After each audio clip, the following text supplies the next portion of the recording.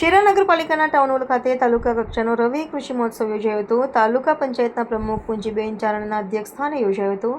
પંચમહાલ જિલ્લાના શેરા નગરપાલિકાના town hall ખાતે તાલુકા કક્ષાનો રવિ કૃષિ મહોત્સવ યોજાયો હતો.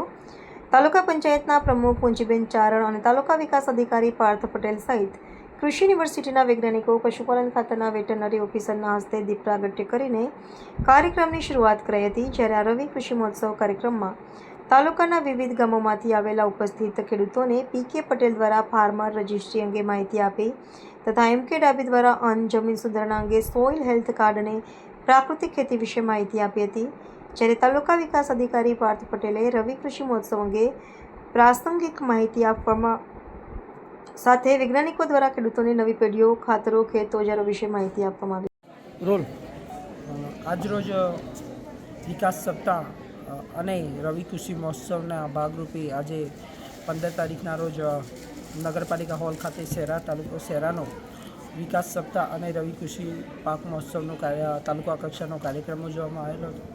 જેની અંદર તાલુકા પંચાયત સદસ્ય અને જિલ્લા પંચાયત સદસ્યો, તાલુકા પંચાયત પ્રમુખ અને મોટી સંખ્યામાં અલગ અલગ ગામોમાંથી ખેડૂત મિત્રો અને બહેનો હાજર રહ્યા હતા.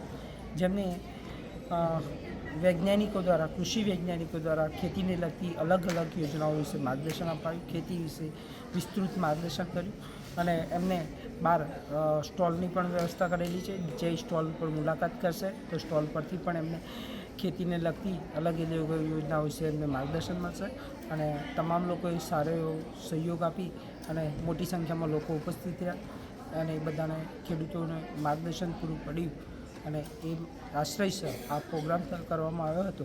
સરકારશ્રીની આ જે વિકાસ સપ્તાહ 7 ઓક્ટોબરથી 15 ઓક્ટોબર સુધી ચાલતો હોય અને એક ભાગરૂપે આજે રવિ કૃષિ મહોત્સવ 2025નો આજે અહીંયા ગાડી તાલુકા કક્ષાનો કાર્યક્રમ પૂર્ણ કરેલો છે શેરા ખાતે.